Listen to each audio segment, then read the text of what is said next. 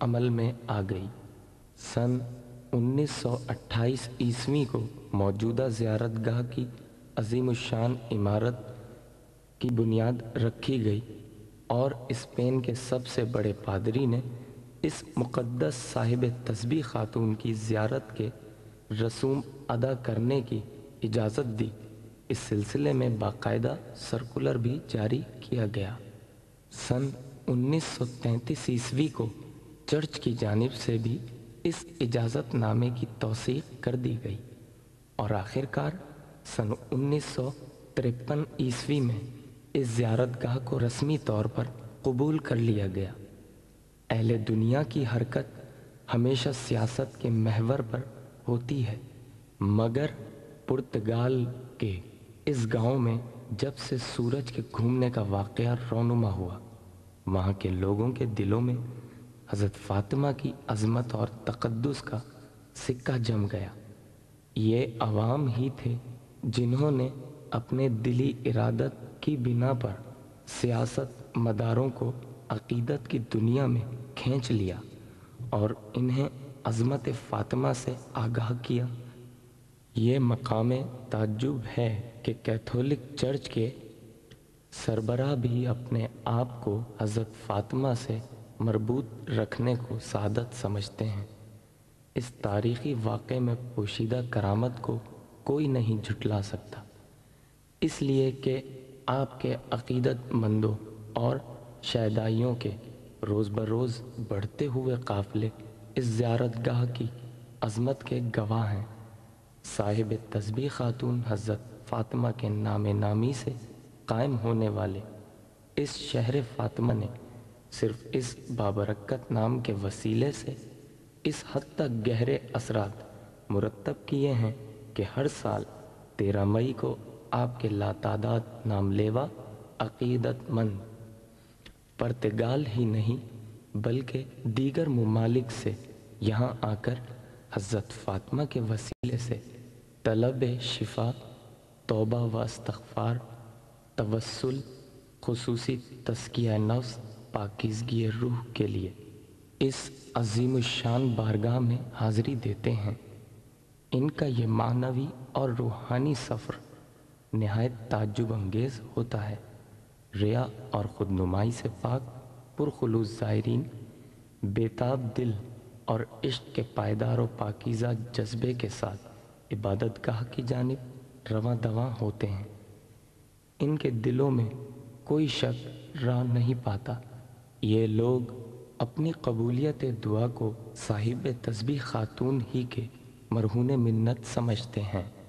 انہیں سچائیوں اور عقیدتوں کی بنا پر شہر فاطمہ مختلف مذاہب کے درمیان ہم آہنگی اور یگانگت کی علامت بن گیا ہے۔ یہاں آنے والے زائرین اپنے اپنے خاص رسوم اور طریقوں سے حضرت فاطمہ سے عقیدت کا اظہار کرتے ہیں اور آپ کی عظمت کا اعتراف کرتے ہیں۔ پا پیادہ آتے ہیں، شمع روشن کرتے ہیں، دعا و عبادت میں شب بیداری کرتے ہیں، ذکر و دعا کے مراسم ادا کرتے ہیں اور حضرت فاطمہ کے حضور اپنی عقیدت کا اظہار کرتے ہیں اور آپ کے وسیلے سے اپنی مرادیں پاتے ہیں۔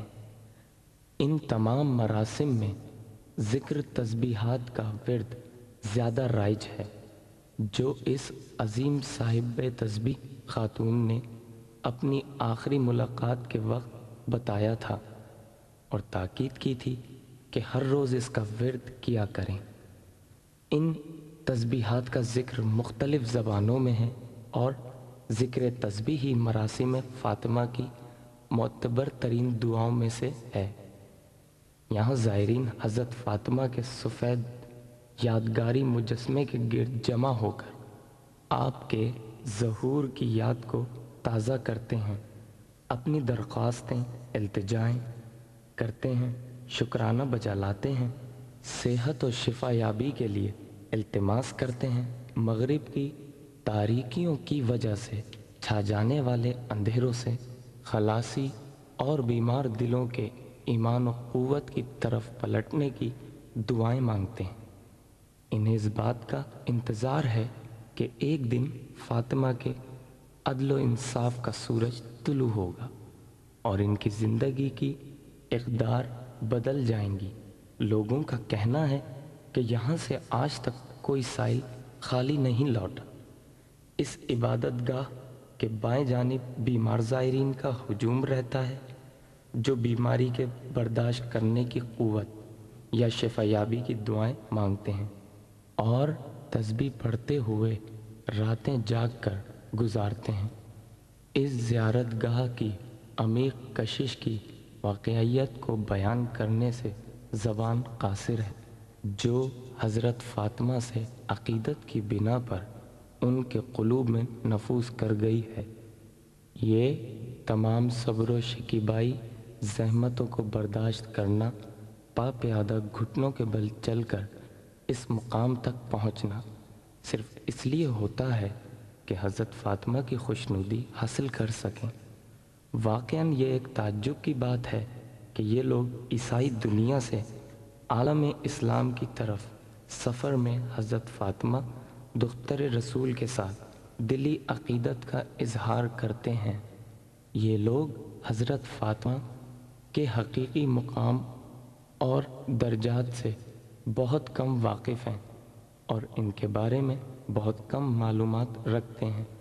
اپنے معروف و مروجہ عبادات اور اعمال کی شکل میں حضرت فاطمہ کی تسبیح ہاتھ میں لیتے ہیں، مگر اس پر سلیب آویزاں کرتے ہیں۔ عبادت کے لیے گرجا بنایا ہے جس پر فاطمہ کے نام کی تختی نصب ہے۔ یہ لوگ طلب شفا کے لیے حضرت فاطمہ سے متوسل ہوتے ہیں اور اپنے دل میں سورج کے گھومنے والے واقعے کی یاد تازہ کرتے ہیں اور اپنے وجود کو دل و جان کے ساتھ حضرت فاطمہ کی بارگاہ میں پیش کرتے ہیں۔ یہ لوگ اپنی فہم و فراست کے ساتھ مذہب کے بارے میں جو کچھ جانتے ہیں اپنی تمام عقیدتوں اور فہم و یقین کے مطابق حضرت فاطمہ کے قدموں پر نچھاور کرتے ہیں۔ یہ لوگ اپنے طور پر حضرت فاطمہ کے تقدس کے بارے میں اپنے تصورات کو روحانی رسوم کے ذریعے عملی طور پر پیش کرتے ہیں۔ فاطمہ کے لیے نظر و نیاز کرتے ہیں، میلوں کا سفر ننگے پاؤں اور زخمی گھٹنوں کے بل چل کر طے کرتے ہیں اور اپنے آپ کو انتہائی عجز و انکساری کے ساتھ اس بارگاہ تک پہنچاتے ہیں تاکہ وہ اپنے دکھوں کے بوجھ کو معرفت کی اس حقیقی دنیا کے سپرد کر سکیں جس پر جان فدا کرنے کے لیے وہ آمادہ ہیں، کیونکہ یہی دنیا ان کے لیے پاکیزگی، نجات اور سعادت مندی کی علامت ہے۔ اگر ایسا نہیں ہے تو وہ کیا چیز ہے جس کے لیے لوگوں کا یہ ٹھاٹھے مارتا ہوا سمندر مجسم عقیدت بن کر رواں دواں ہے؟ دراصل یہ حقیقت کے متلاشی عوام ہیں جس کے سامنے اس یادگار وجود کی حقیقت کی نہ کوئی مثال ہے اور نہ کوئی شبیہ ہے جسے پیش کیا جا سکے۔ ان مراسم میں لوگوں کی شرکت میں سال بہ سال اضافہ ہی ہوتا رہا ہے اور وہ لوگ جو دیکھتے ہیں، جو سمجھتے ہیں، وہ حضرت فاطمہ کو اس شہر میں محسوس کرتے ہیں۔ ان لوگوں کو جو نہیں جانتے، نہیں سمجھتے اور جو حضرت فاطمہ کی حقیقت سے بے خبر ہیں، تمام کو حضرت فاطمہ کی ولایت کی طرف دعوت دیتے ہیں۔ اس حوالے سے پرتگال میں شہر فاطمہ دنیا جہاں کے لیے ایک پرکشش مرکز قرار پا گیا ہے۔ وہ مقامات، جگہیں جہاں پر صاحب تسبیح خاتون کے قدم بچوں سے ملاقات کے دوران اپنے نشان چھوڑ گئے تھے، استجابت دعا کا مرکز قرار پائے ہیں۔